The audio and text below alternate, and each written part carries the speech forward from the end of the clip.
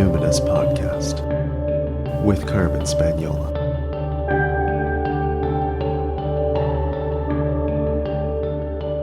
Hi there, and welcome to a special mini-series of the Numinous Podcast, Portrait of a Marriage, where we revisit a seminal blog post. I'm calling it seminal because it was a big deal in my life, that I published in 2017 on resolving the traps of an anxious and avoidant partnership.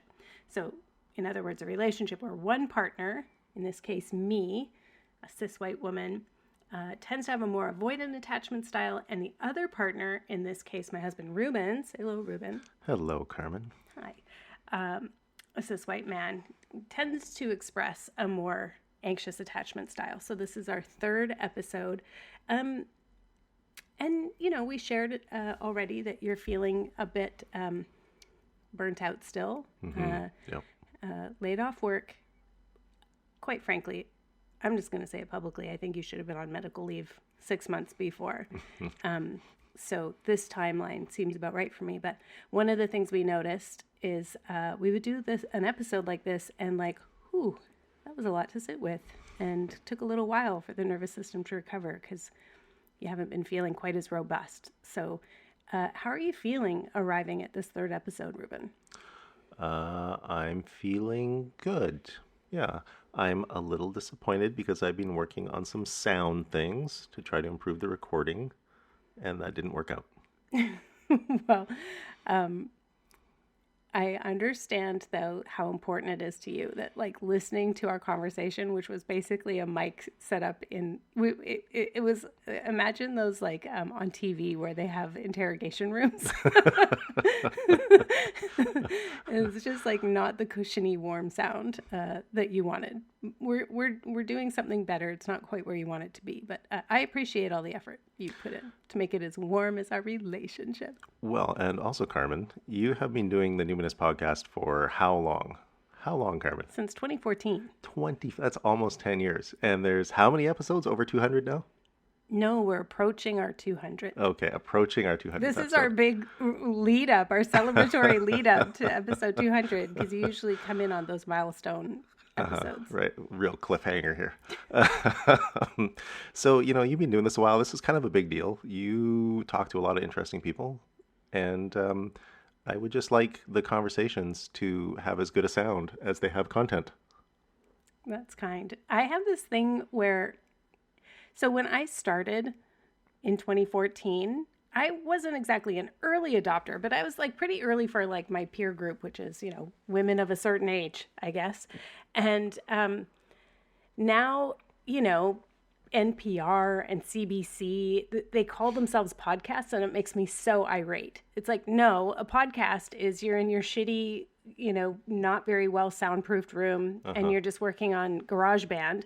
And when, you know, a big show like On Being called themselves a podcast, it's like, you have a $6 million operating budget and a 6,000 square foot recording studio. Like, just stop it. Yeah, so a national broadcaster is not a podcast. No, and so I kind of like that scrappy thing. I'm never going to change the intro, which is you, and sounds like, and I edited it from a tiny little loop that was available in free GarageBand in, you know, version 3.1. I like our scrappy little tin can sound. Hell yeah.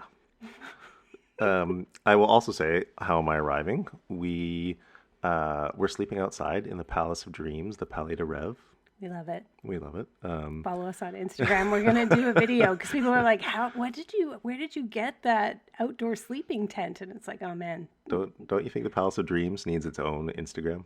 Why are you calling it the Palace of Dreams? We've never called it that. We always call it the Palais de Rêve. For the international audience who don't speak French, oh, okay. I did translate the first time. We're also arriving with our second round of lattes. Oh, yeah. I get a really great latte every day on this really cool vintage Cimbali machine, which was already 40 years old or something when you had it, when you owned the pizza place in the 90s. Yeah, it's got to be now from the 60s or so. Yeah, and so we get I get an amazing latte every morning brought to me, made by the sexiest barista I ever met. Eventually brought him home. Anyway. Yeah, so I think we're arriving feeling good. Plus, Mm-hmm. the sun has come out. Mm-hmm. We've been doing tons of food preservation. We're really like doing Mm-hmm. the small and delicious life thing, getting ready to take questers up the mountain, Mm-hmm. which we haven't done in 4 years. It's spring. The Mm-hmm. giant pumpkin plants or seedlings are growing. Got to get out there and weed the garden, but We it's good. are anticipating a heat wave, so there is some climate anxiety. Yeah, always in the backdrop. And actually, like advice to not plant out garden seedlings and not seed things because it's going to be too hot and they will die. So there's, ever present existential stress. We hold it both. Mm-hmm. Yeah. Okay, so we are about to get into the conflict part Mm. of kind of getting into the bare bones, the nitty gritty of conflict and what it's like in the body, in the brain, and in the dynamic when you have somebody who's anxious and someone who's avoidant and you're fighting. Mm-hmm. So we're going to talk a little bit about that. Then we'll start to bring in patriarchy a little bit more, and then we'll see where the conversation goes. Okay. Sounds great. Each time there's a misattunement in a relationship, it can reinforce the judgments and identifications already being triggered in our brains and bodies. It's a vicious cycle.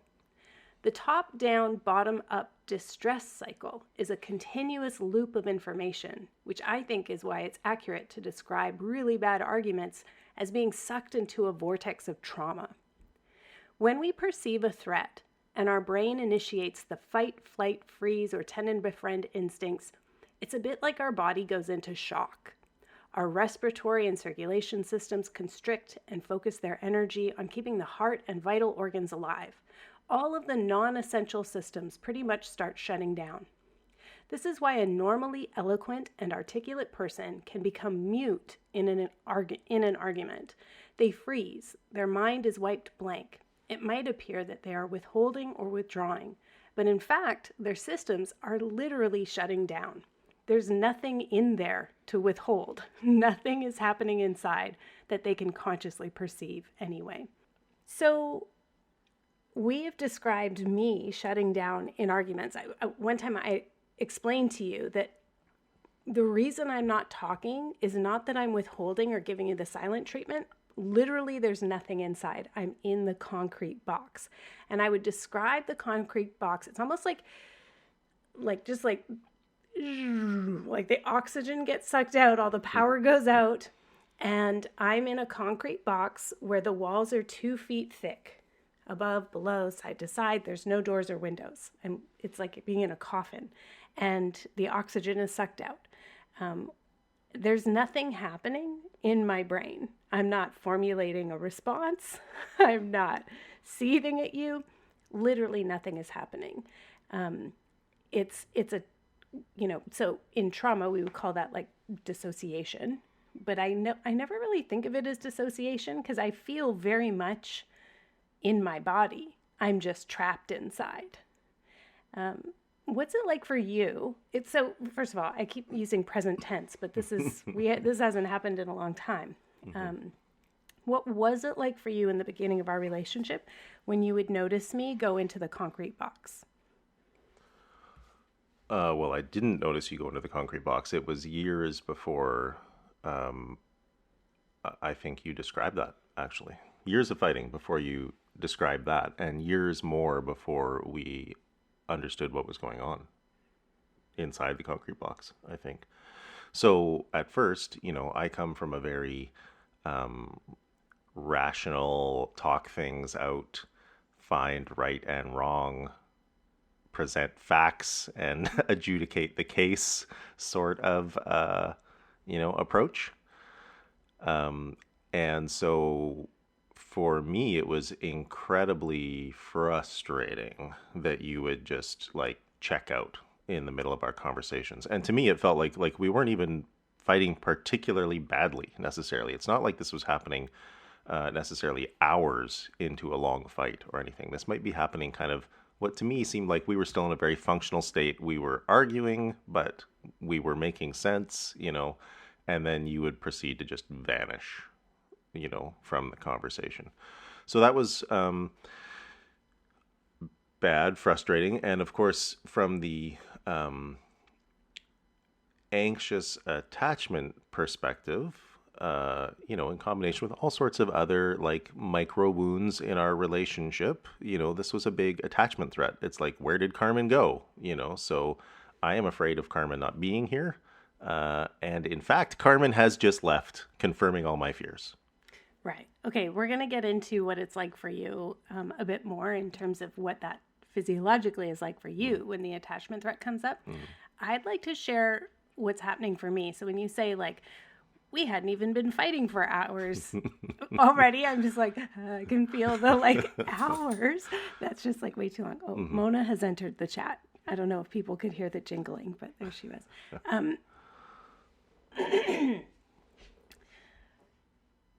For me, we had already been arguing long enough.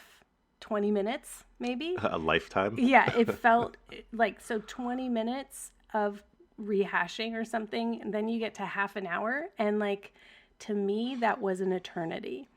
And my system was exhausted. And then I would be getting more dysregulated inside myself because it was just, oh my God, I'm not being heard. We're on a loop.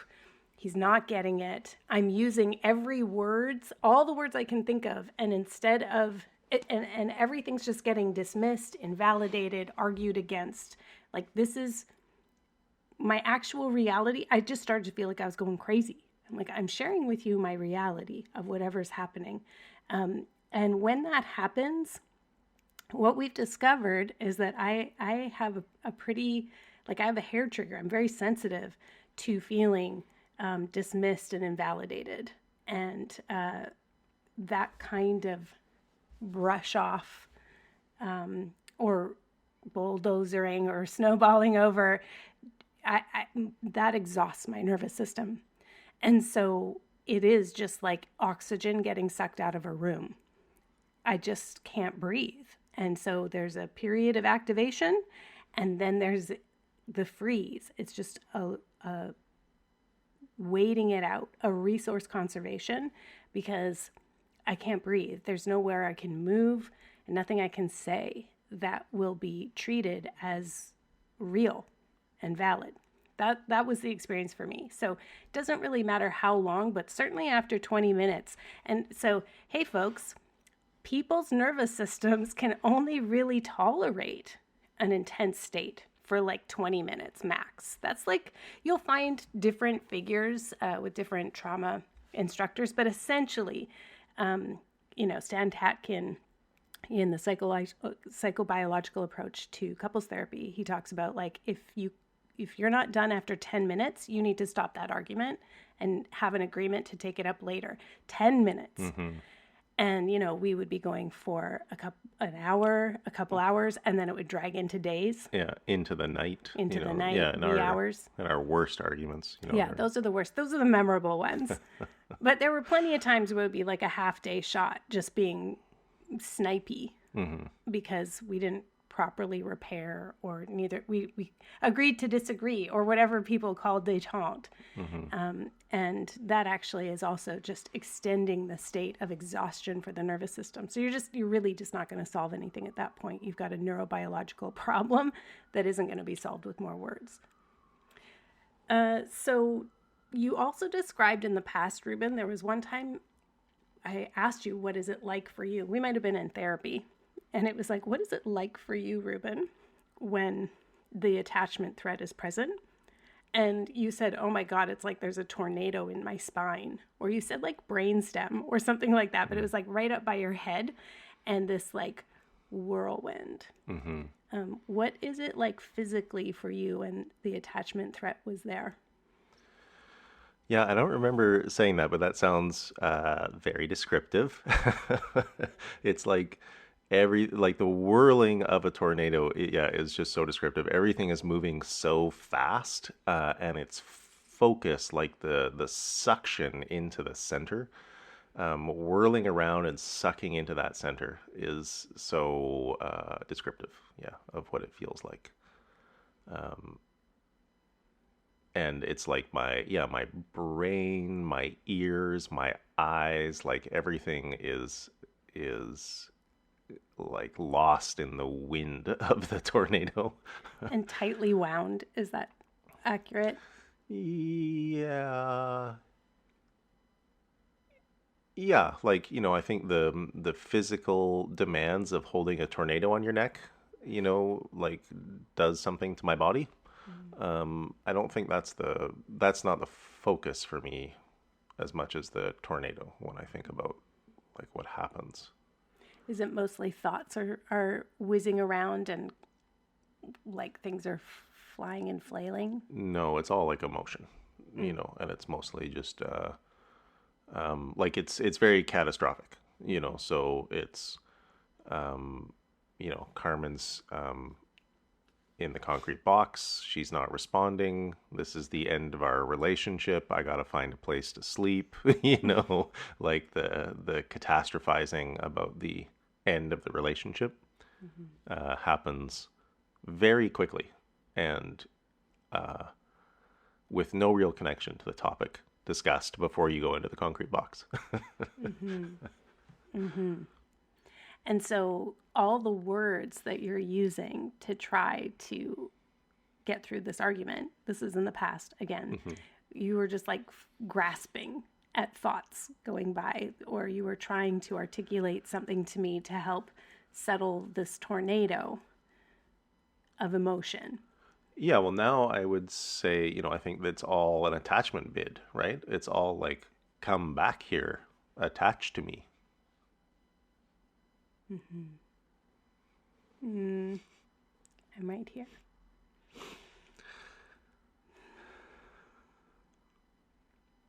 And that was then, but this is now. Yeah, that's been a long time. Yeah. It's been a long time, but it can be fresh when you just get into it, hey? Yeah, well, and the freshness is, even after you brought attachment into the relationship and we started understanding trauma more, there was still like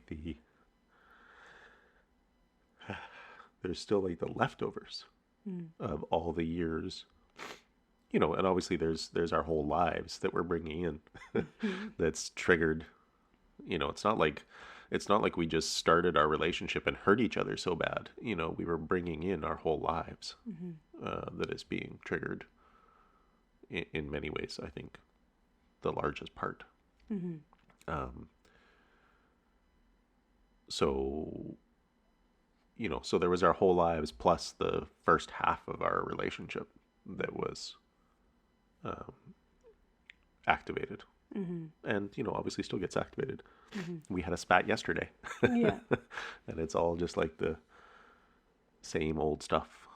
Right. So Just smaller and more manageable and more easy to repair with each other. yeah, yesterday we did a better job of identifying what was happening in it and It still hurts though. Yeah. What you're identifying is like, oh, we're identifying that there are emotions here, and we're trying to throw bids to each other to reassure. Just so you know, you're, you're my closest, you're my person, and you're the closest person to me, and you're my safest person. So I'm being kind of shitty right now, but it's not because you are shitty and you didn't do something so bad. And this is a combination of my mood and my stress levels and my hunger levels and all of that, and it's easier to receive that as reassurance after all these years. And all these years are how long, Ruben? It being almost our date anniversary. Well, yeah, we're coming up on, is it Monday? Yeah. We'll be 14 years since our first date, and our relationship started on our first date. So 14 years together coming up on Monday. And it's been, you wrote this article 6 years ago. So it's been 7.5 years we've been working on this. Yeah. Which is bringing half our relationship. That's kind of amazing. Yeah. 14 years and 7 years. Wow. Just sending out a little hope to all those people that are like, oh my God, is it always going to be like this? It may not always be like this. Yeah. And a little realism to all the folks who think, oh, we'll just go to therapy 6 or 7 times and get some communication tools. And yeah, we'll do a weekend. Yeah, we'll do this weekend workshop. No, it's a lifetime kind of thing. Okay, let's go back to the article. So taking it up again here. We'll come back to specific top-down, bottom-up therapeutic approaches later, but let's keep filling in the picture of what is really happening in our attachment dynamic so we can interrupt the patterns of behavior that keep us stuck. Now, if you don't know what your attachment style is, you can find quizzes in the books Attached and Wired for Love, but I highly recommend you take Dr. Chris Fraley's more lengthy assessment. It's trackable over time so you can see how your attachment style is evolving. So there's a link in the article. It's yourpersonality.net. I love that thing, man. There was, I think, 1 year where I only did it once, but I try to do it every 6 months or so. Anyway, we've already talked about that in past episodes. But let me say again, the thing that's super interesting about that, I think, for me as an anxious partner, is that multiple relationships can be tracked with that tool. And so you see the different attachment styles with different people, like your mother, your father, your partner, your child. Your best friend. Your best friend. Mm-hmm. So, which is, then it's like, it's not all about me. Mm-hmm. There's multiple things going on. Mm-hmm. Okay, so here's the next section of the article: protest behavior and deactivating strategies. Let's see if anybody recognizes them themselves here. In our anxious avoidant dynamic, both people have developed strategies to cope with relationship conflict. Protest behavior is the way we signal to our partner that our needs aren't being met. Deactivating strategies are how we keep our partner at arm's length. So the anxious partner will make excessive attempts to reestablish contact, like incessant calling or texting, or just dragging out arguments and rehashing conversations for hours and hours. Stereotypically, within patriarchy, if the anxious partner is female, she's often approved by society for playing her feminine role. It's expected that she will want to communicate endlessly and in detail about how she feels about what he's done. If the anxious partner is male, though, he is vilified by society. His wife might despise this shameful aspect of his personality and view it as a personality flaw, a failure to perform masculinity, which totally sucks. The avoidant partner will withdraw, literally and figuratively. They may make themselves physically unavailable by leaving the room or turning their phone off. Or they may simply remove all emotional affect from their voice and sit expressionless, checked out, making vague statements and going through the motions of communication, subtly refusing to give their partner the satisfaction of the feeling of true engagement. Again, stereotypically within patriarchy, if the avoidant partner is male, he is venerated as a man of strength, dignity, and commendable stoicism. His nagging wife is the albatross around his neck, the butt of sitcom jokes, and he is considered long-suffering in his tolerance of her drama. If the avoidant partner is female, though, she is mistrusted and resented by society. She is a bitch. Her husband may see her as the primary cause of his emasculation, which of course is such bullshit. Both partners may act hostile during conflict. This could be expressed as eye-rolling, sarcasm, mocking voices, shouting, throwing things, or even escalate to physical violence. Both partners may threaten to leave or push the right buttons to drive the other partner to do so, leaving them blameless of this particular offense. In our house, we call this pulling the ripcord. Making a ripcord statement is saying the thing you know is going to drive the other person so insane. Okay, sorry, I don't use that. That's ableist. I wouldn't say insane, but so angry that they will want to parachute out of the relationship like a drag chute on a race car, which will prove, aha, what you've known all along, that you couldn't trust them to never give up or leave. Both partners may engage in keeping score. Both styles are prone to punishing the other overtly or covertly for not meeting their needs in the way they would like. This could mean waiting to return a phone call or text, or waiting for the other to initiate reconciliation because, quote, it's their turn, or acting aloof and distant even after making up. And both partners may consciously or unconsciously manipulate and emotionally fuck with their partner in other ways, like making them jealous, making them wait, or excluding them from activities, but always with legitimate, quote unquote, legitimate excuses. Avoidant partners, and sometimes anxious partners who wish to punish their spouse, might use deactivating strategies, like not saying I love you in return, or focusing on their partner's imperfections and comparing them to prior relationships, keeping secrets or leaving things up in the air, avoiding physical closeness, or pulling away right after things start going well. All of these behaviors are typical when our trauma and our attachment system get the best of us. It's crucial to understand that anxious attachers are particularly susceptible to getting trapped in the vortex of a chronically activated distress cycle, whereas avoidance attachment systems will usually be regulated if they're left alone. The brains of anxiously attached people react more strongly to thoughts of loss and under-recruit support from regions of their brain that would normally down-regulate the negative cycle. It's physiologically more difficult for anxiously attached people and people in anxious states to interrupt the cycle. I think that was a hugely transformative thing for me to realize as an avoidant person. I had to learn a lot about the nervous system and polyvagal theory. And polyvagal theory is one of those things, when I'm referring to that, we're talking about those three branches of the autonomic nervous system, the ventral vagal or the social engagement system, the sympathetic, which goes up the spine, and the parasympathetic, which is the lower part of the body. I had to learn about it in so many different ways before it just clicked for me. And it clicked for me in Diane Poole-Heller's training about somatic attachment. And I think it's because it never made sense to me as just a stress thing, because as an avoidant person, I didn't feel stress. I really didn't. So it took me to understand attachment and how more avoidant people have we have stress, but we've turned down the signal. We've been conditioned to not experience signs of distress in the body.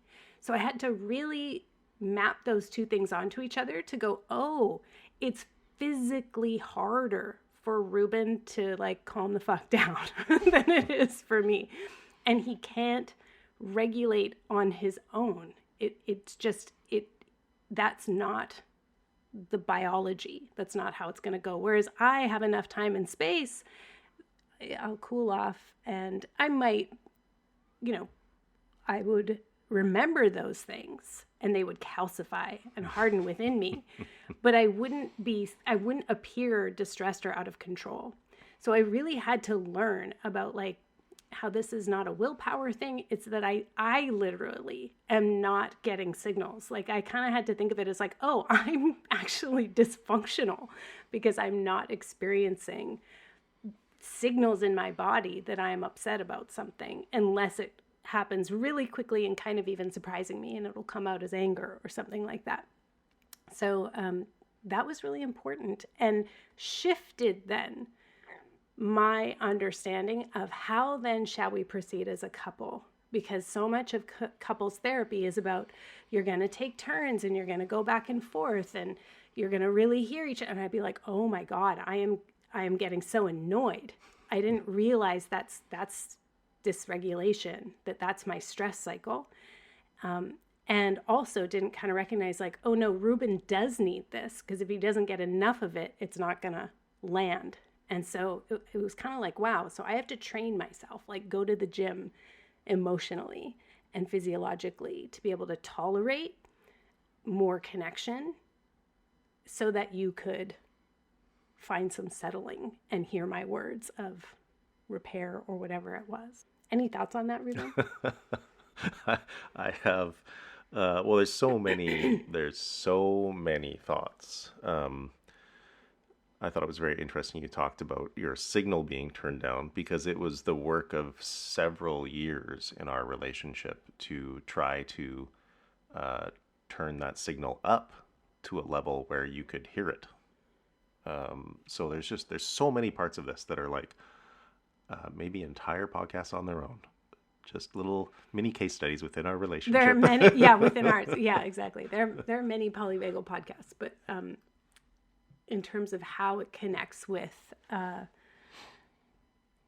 the I think it changed our manner of approach in couples therapy, or it did for me, to recognize that no, it's not actually an equal time. We shouldn't be setting a timer so both of us get the exact same amount of time. I might have less time and Ruben might have more because he needs that. But also I need to show up a bit more authentically in the time that I have. So in an hour's couple session, we might not spend as much time on me. And that's not because I don't deserve it or it's not valid. It's just that I can't linger for so long in the conflict, or I will, it was too frustrating. And I had to recognize, Ruben just is going to take longer. That's just his physiology. It's not that he's not hearing me. It's that it needs to land for him. And, we'll get more into this, I think, in other episodes, but you had to do work on letting stuff land. But that was an important thing to recognize, that like, you are just not going to be able to let it go. And I don't actually want to spend a whole bunch of time lingering in this, but I probably have to spend a bit more to co-regulate you, because that's just a difference in our physiology. Yeah. And so it led me, as a therapeutic helper, as somebody who is a somatic recovery practitioner who helps folks with their physiological, emotional, relational patterns. This is one of the reasons why I work with men with more avoidant attachment styles. There's a lot of reasons why I work with the men versus the women, but it's because I do believe that the avoidant partner really needs to take the lead on presencing some secure attachment as much as possible and increase their tolerance for that. The more anxious partner does need a lot of support, but I don't think that they can provide. They have to be pretty skillful, pretty well trained at this kind of stuff to get an avoidant partner kind of up to speed and functional enough to meet and match them in an argument. I think we think of it as like, oh, men, this is how men are. And it is like a physical impairment. And the anxious partner is going to burn themselves out trying to bring up kind of a basic level of functionality, psychobiological functionality in someone who has a more avoidant attachment style, because it is a physiological impairment. And it is so much work to just like get them tuned up, like get them into physical conditioning to be able to be in a truly engaged conversation or rupture and repair cycle. So I try to work with the men because I get the avoidant tendency. I have a ton of compassion for it, but they have so much more work to do to be able to tolerate being in a relationship and be able to like understand signals in themselves and other people. Yeah, it's interesting. I feel like what I was hearing you say there is that you had to do a lot more work in the fights. And I think that I did a lot of work outside the fights. So like my tornado was going in the fights and you had to bring your functioning up. But there was this really important part where I spent like 2 years trying to present safety with you. And so I think there's a lot of patriarchy and trauma there that fed or created the avoidance, right? Yeah, for sure. And this is, I do think that this is one of the benefits when the man is more avoidant, in a sense. Patriarchy is alive and well, but literally that's a thing we can like train out of people. And we can condition the nervous system. Whereas here I had to do a bunch of work to show up in the fights while you are my main predator. Yeah. And that's pretty tricky. That's pretty tricky to do. Yeah. Yeah, you had to do a ton of work outside to be able to let my co-regulation land for you. Well, and I think the issue with these attachment wounds is that nobody feels safe, and we each express our lack of feeling of safety in different ways, right? So I was anxious because you were factually not giving me loving connection signals. So you'd have a lot of still face, a lot of distance, a lot of monotones, like in our life. It's not like you were like Mary Not Poppins just, skipping through the hmm flowers, in our life. It was like there was a lot of distance and coolness. And so I did not feel safe and secure, like in our relationship, in addition to my, I don't know, trait, state, tendencies.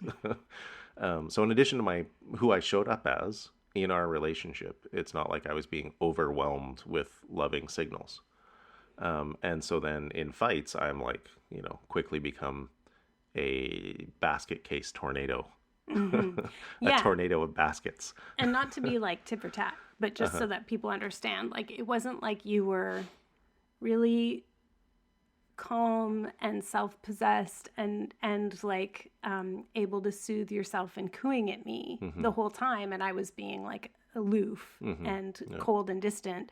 There was like a fairly constant, it was like I was the locus of your emotional, physical, spiritual, intellectual life. Hmm. And so there was a lot of need and a lot of hunger. And I Hmm. used to talk about like that the feeling of living with an insatiable Hmm. human. Hmm. And that no matter how much, sometimes I would be like, okay, I'm going to like focus and I'm going to really bring up my functioning and I'm going to like give him everything that he wants and then he'll settle. And there was never a settling. There was Hmm. always an escalation. And then I would be in a spiral of despair of just like, oh my God, what is the point? It started to Yeah. become pretty existential after 5 years, I would say. Yeah. Well, I think that's a really important part in is that the way that I view both of us is that it took years of consistent presence to actually build the trust and safety. So, when you show up 5 years ago trying really hard for a week or two, it's like, yeah, we got 7 years behind this that you are not overcoming at all. Yeah. And the same for me. Like I said, I spent like 2 years trying to present safe attachment and just being like, I'm not trying to get anything out of this. Like I have no, I'm trying to live in a way that it's like, I'm not expecting this to have any result for me, which obviously I wasn't able to keep going forever. Like we still had fights and still had disappointments and all that. But my focus is always like, I need to make Carmen feel safe so that she can start to tap into the things beyond this avoidance. Yeah, there was something that finally came up in couples therapy where I was able to share a bit more about my sexual trauma, knowing that the therapist's job was to hold you. Mm-hmm. Because I was like, I cannot handle having to hold him, A, feeling like, oh my God, this happened to you, but B, what does this mean for me? Mm-hmm. Like, like it's like, what does Yeah. this mean for our sex life? Like, I was like, I don't fucking, if I'm going to tell you Mm-hmm. more intimate details about like how much I am overcoming Mm-hmm. in our relationship, to be sexually expressive with you, or the mask that I'm wearing, how Mm-hmm. much of our sex life was performative because I felt much safer behind that mask. You could tell I was like distant behind it, but I was Mm-hmm. like, I don't want to get into why,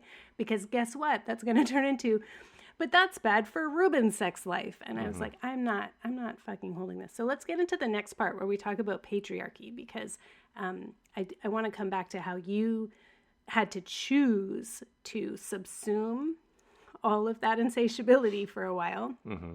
and presence, safeness for me. So, if we scale the attachment system challenges up to the cultural level, here's part of what every hetero couple is up against. Patriarchy says that men want sex and women want intimacy. Patriarchy says that men who aren't entirely self-reliant, emotionally contained, and independent are weak. Worse than that, they are cuckolds and girly men. Patriarchy says that women who aren't emotionally nurturing, sexually available, and connection-oriented are bitches. Worse than that, they're gold diggers. A major challenge in this anxious avoidance scenario is parsing out what is patriarchy and what is just being in a relationship. Let me restate that. It's hard to figure out what we should be fighting to change in the world and what we should be fighting to change about our marriage. In our case, Ruben and I had to unpack so many things about abandonment, trauma, attachment, and a culture of patriarchy and colonialism just to arrive at a place from which to begin moving forward in our marriage. You are not defective because you can't find grace and ease in your relationship or within yourself in relation to others. It's just super hard. It's really hard. Yeah. It's neurobiological. You're fighting against extremely powerful inner, outer, cultural, and systemic forces that actively undermine your impulse to find security within yourself and with each other.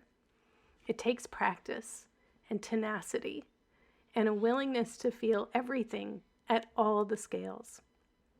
And for me anyway, it took the nurturance of a deep sense of fuck you towards systemic oppression that reinforced the worst parts of me and the intergenerational trauma that taught me to hurt the ones I love. It's helped our marriage to turn sideways into the light, as the poem goes, and stand shoulder to shoulder, appealing to grace and fighting for the common good. More often now than before, we fight together to reclaim the space within our marriage that patriarchy occupies and that stifles our ability to grow. I want to read the poem before I go a little further. That sounds good. So I'm referencing there a poem by David Whyte, and it's a poem about a Celtic myth, an old Irish myth, I think. I don't know if it's in the Scottish Gaelic tradition, but David Whyte has a strong affinity for Ireland, and this poem is called Tupper Fadric, and it's about this myth where there was a army, these two armies were going to battle, and the one army just knew they weren't going to win.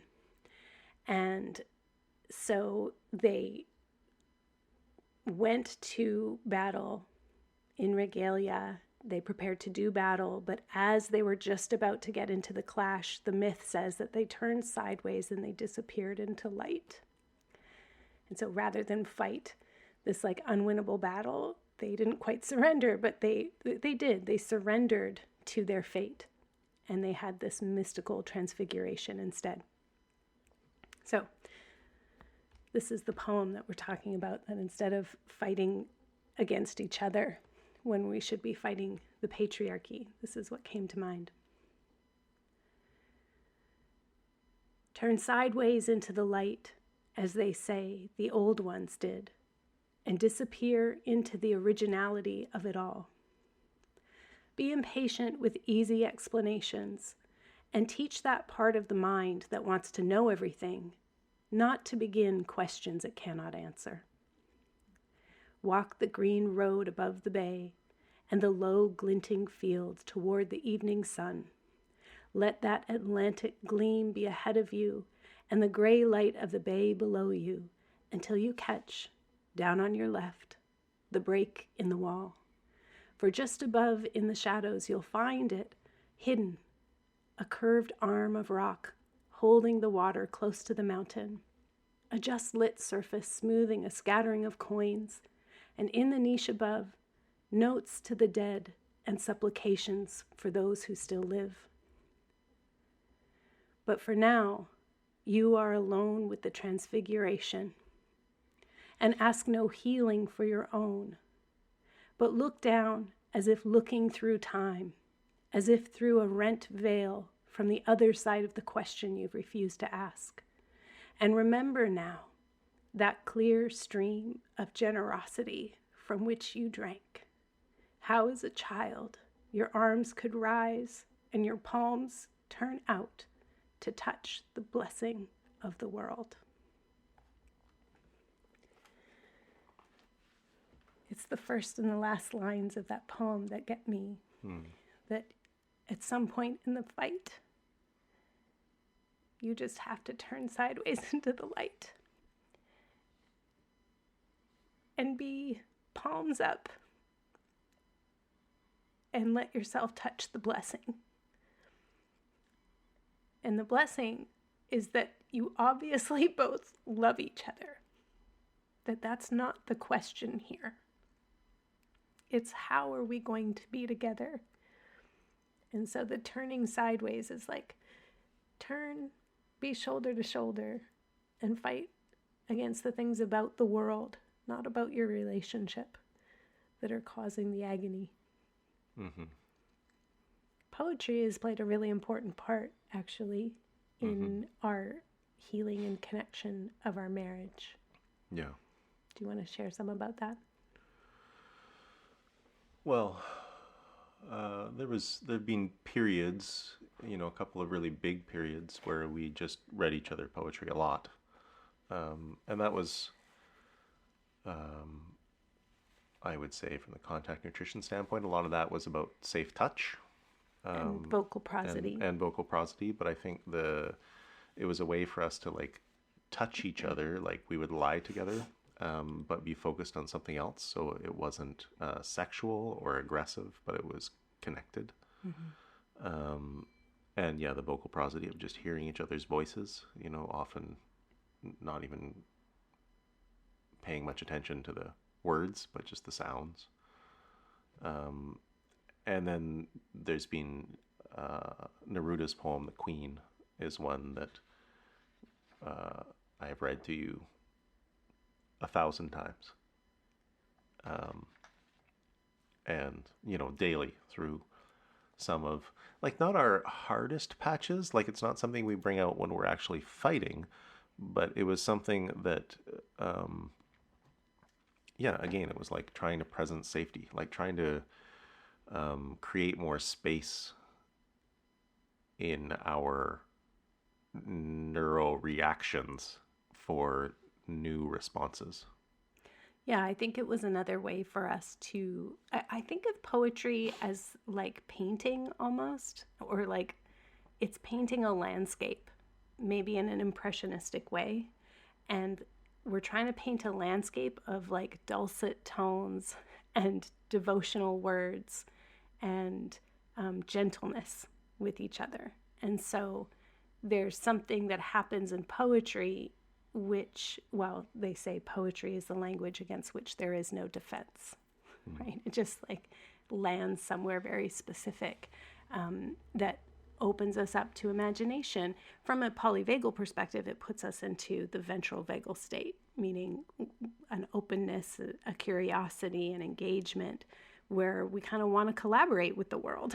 And so when you and I are reading poetry to each other, maybe there's like a phrase that turn of phrase really hits, and you can like hear it in someone's voice, and you turn to each other and go, oh, that's really beautiful. And there's nothing more you can really say. You can't really say why, but maybe you can say what it's reminding you of or how it's making you feel. And so that kind of social engagement, ventral vagal state makes it easier to then turn and want to collaborate with each other too. So, there was also, when we were first doing NVC, we did a workshop with Rochelle Lamb, Speak to Me Like You Love Me. So NVC, Nonviolent Communication, we've mentioned that before. Rochelle Lamb, dear friend, good mentor, she read John O'Donohue's Blessing for Love in a Time of Conflict. And it has that scene about, okay, what if you asked to be the bigger person now and like walk across the parched, scorched earth landscape of your relationship now that you've had a fight and offer this chalice.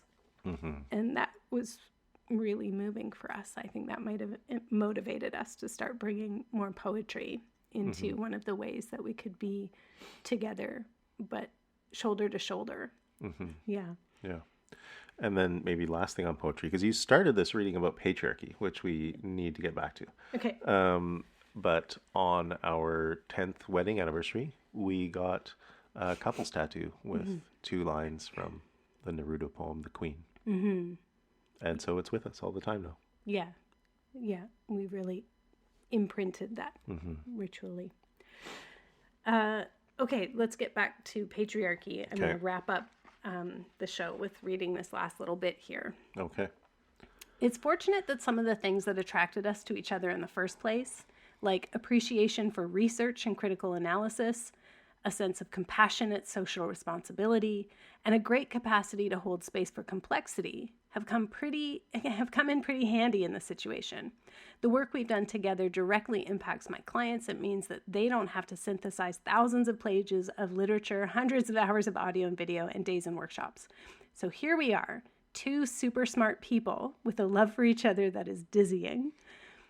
Yet we've been where you are, and often still find ourselves there. But less often, and for less time, and in less damaging ways than before. We've been working on it specifically through the abandonment attachment lens since about 2014. And this might be a good guideline to introduce here, that the research shows that about 25% of the population can shift to a more secure attachment style over the course of about 4 years. It doesn't say whether this happens naturally or whether it takes Herculean efforts, but perhaps this is a useful guide to help gauge whether the relationship is salvageable. I don't know that that's still totally true for me, but like, where did I get that? But I think this is like a bite-sized Goldilocks amount, a manageable amount to go into the details of our specific stuff.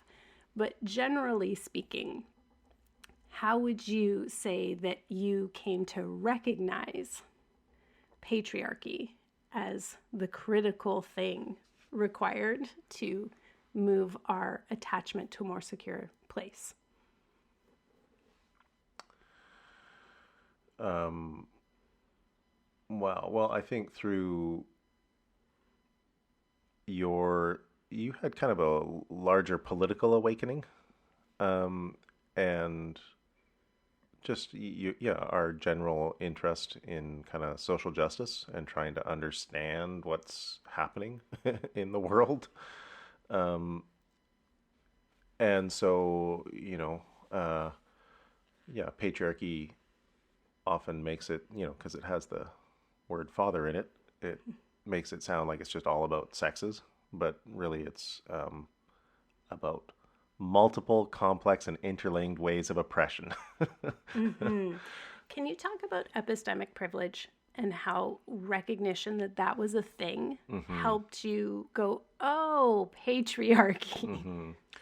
Yeah, that's super. I found that to be super important. So I like the word epistemic privilege, which means epistemic is knowing, the ability to know, the way of knowing, and privilege is like I can do this thing. So I can do this way of knowing would be the translation. But the academic work is all like often called standpoint theory or viewpoint theory, and it just says that some people know things that you can never know. So and it doesn't matter how many books you read or whatever. It's like, as I would say, you know it in your bones. So you can understand theory about it, you can put words together about it, but you can't actually know it in your bones. And so for me, the understanding that I, as a straight white man of, all my various privileges, uh, cannot ever know what other experiences are like. Um, and so that gave me a lot of freedom to step away from my logical, rational, let's just argue this out kind of thing, to just be like, oh, no, I can't know this. And so, unless I think my wife is looking me in the face and lying to me, then I need to just believe what she's saying. She's telling me the truth. Uh, and it only seems unbelievable to me because I don't have that way of knowing. And so when it came time for us to figure out so we have this unsustainable dynamic, this avoidant and anxious dynamic, and we need something different than just communication and couples therapy to have a richer connection, a richer sex life, a richer shared sense of each other's reality. It seems like through the epistemic privilege lens or standpoint theory, you were like, oh, okay, I need to presence safeness for Carmen until she feels safe enough to let that unnatural latent tendency to attach unfold. And then we can talk about what's going on for her with, who is the guy, Schnark or whatever, low desire partner, high desire partner, all that kind of crap. Yeah. Because you, as a man, not seeing patriarchy was my primary threat. It was like the primary impediment to secure attachment between us. So you really had to like demonstrate and prove for a long time that I wasn't, and not minimize and not dismiss and not, and just center me. It center those things for a long time. And when I say a long time, like a couple years, and you still do it as a practice, but it was a real, I think, like a mind over matter willpower thing for you. Well, there was like a couple of years where I was not initiating sex. I was being extremely careful about kind of my physical presence around you, you know, being careful to not block exits, being careful of how I touched you, you know, just trying not to be physically, trying not to be in your and our house, but in your house in a way that felt intimidating or threatening, you know. So there was just a whole bunch of time to try to actually be safe, you know, and not.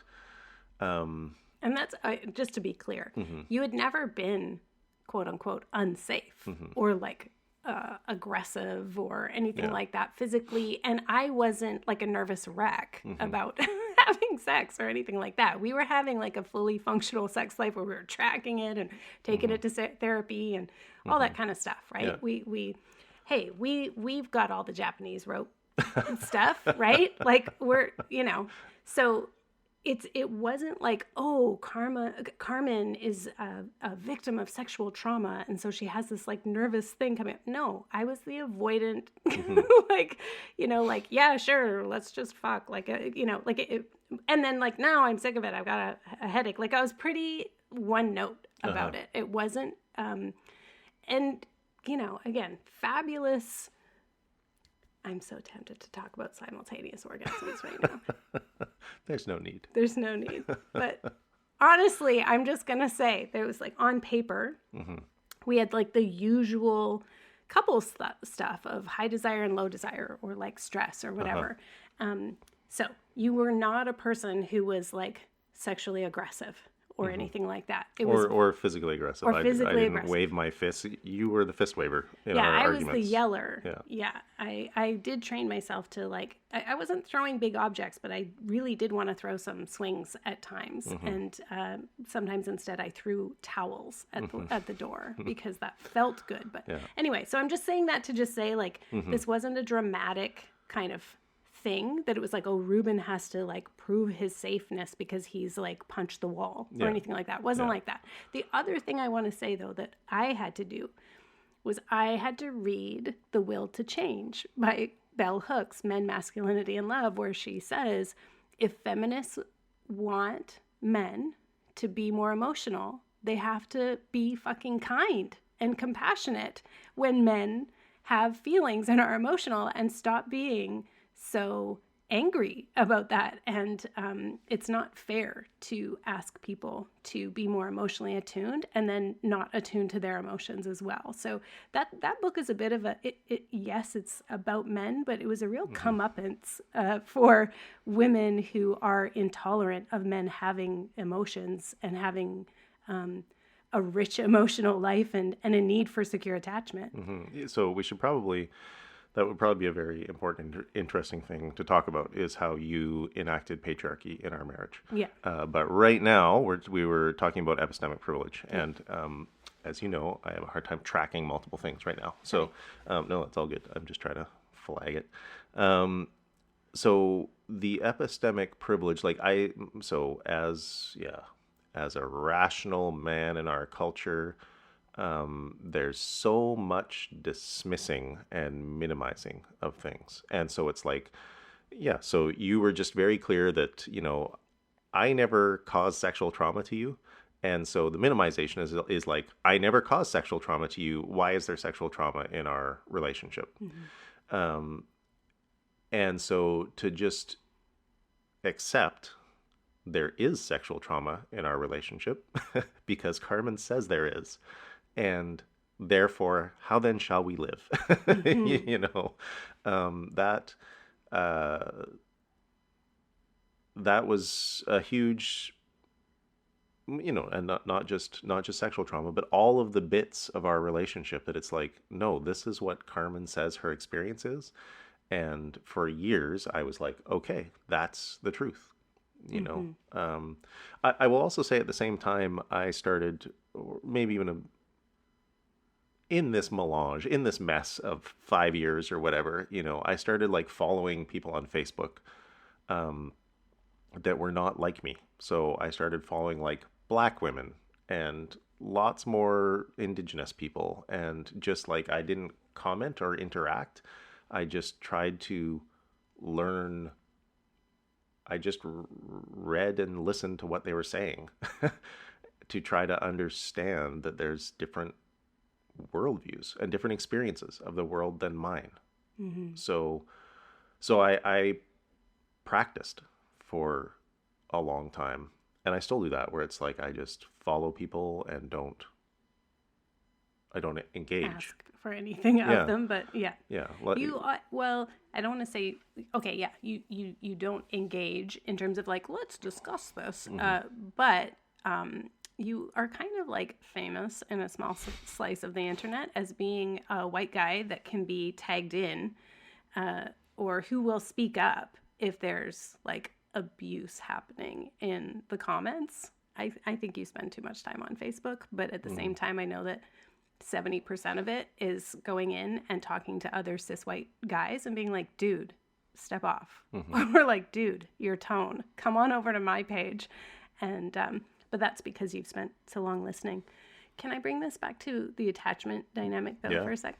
So you had to recognize how much dismissing there was and how much it was like, I didn't cause sexual trauma. So why am I suffering for the sexual trauma? And at the same time, you were like, I need more presence from you. I need more quality presence and engagement from you.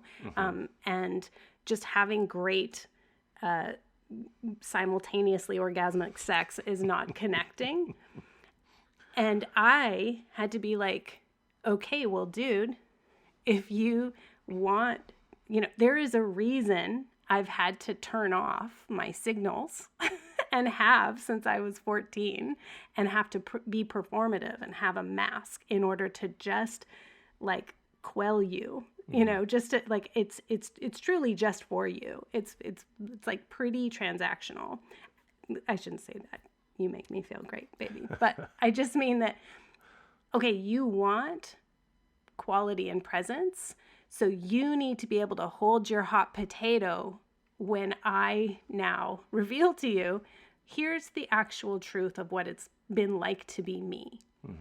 And so, and it cannot become me caretaking you or me holding space for, so how does this reflect on you? Since you didn't cause it, but now you're responsible. Like it was just like this, I'm not going to caretake you in this. If you want this authentic engagement, then you need to be able to hold space for me without doing the math on how it's impacting you and sharing that with me and turning this into an equation of fairness or when is it your turn? So that's kind of the keeping score thing. And that was, that was also part of the patriarchal conditioning, Mm-hmm. that we needed to be like, okay, so it's not going to be totally equal. There is no such thing in this patriarchal society that we're just going to have, this like sense where, and now it's finally Ruben's turn. It's like, no, we're going to be in solidarity and shoulder to shoulder, and I am going to do my work, but you need to then get your own therapist, get your own friends, get your own. I can't be the locus, because if you want the real me, I need space to fall apart and know that, like, so now I'm not tracking our whole emotional relationship anymore because I'm in my own shit, and I can't track everybody's state. And this took this was a huge, this was a leap of faith for me for multiple years of just like, I hope that the person who's actually inside there is a good person who likes me, you know, because I wanted the real you. I didn't want the mask and the performance. I wanted the real you.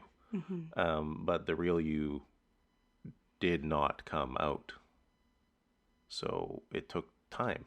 And now it turns out the real me is just a little bean, and I don't even have arms. I can't do very much for myself because I'm just a little bean. And so you have to bring me lattes. And turns out I'm a much more regressed small little person inside. And you have to do a lot more. And it's funny because it reverts into like this kind of old school, more gendered thing where it's like, you're big and I'm little. I can't take out the garbage. Yeah. It's playful. I feel like this is not our best work in terms of a linear story arc here. No, it's not. But we're just like letting folks in. This is what it is. Turns out Carmen's just a little bean. I wanted to say one more thing about the epistemic privilege, maybe at least one more thing. Okay. Talking about you were describing, you were describing your experience of being a woman in our culture. And I just, something that was important to me was the understanding that this is, this is what it's like to be person with non-white skin. That there's just experiences, constant experiences all the time that I have no access or understanding to, that have historical impact and that then show up as soon as as soon as we're in a relationship, any kind of interaction we have, that's all in the room. And as a, what enlightenment white man, it's all supposed to be just like, well, what's happening right now in this moment? I'm not hurting you. Oh, sorry, that's where I was going. You hear the exact script about First Nations in Canada, that it's like, well, I didn't take their land. My children didn't take their land. Why should they suffer? It's the exact script of liberal, progressive white fragility. So yeah, there's fragility was a big topic in our household for a lot of years. Yes, it was. Yeah. So in the next episode, we're going to start talking about how needs are part of being fully human, and how we relate to needs is different if you're more anxious or more avoidant. But I think for today, that's enough to digest. We're all like 20 minutes. That's what people can take. Yeah. How are you feeling as we leave this episode? It's always a little ringing, like my heart is a little wrung out like a dish rag. It's just a lot, it's just empathy, right? So I guess I'm feeling empathy for our past selves, and empathy for our current selves that had to make it through this all in order to arrive here. It's a lot. And I feel a lot of empathy for people who are in it right now, because I want to be able to tell them, like, it can get better. You can do this. But I also recognize, like, oh, wow, it was a transfiguration. It was moving from like one being with a certain kind of nervous system and a certain perspective and lens out on the world to a whole different being. And if I'd known that in the beginning, it's hard to be like, yes, I want that, because wow, it took longer than I expected or hoped.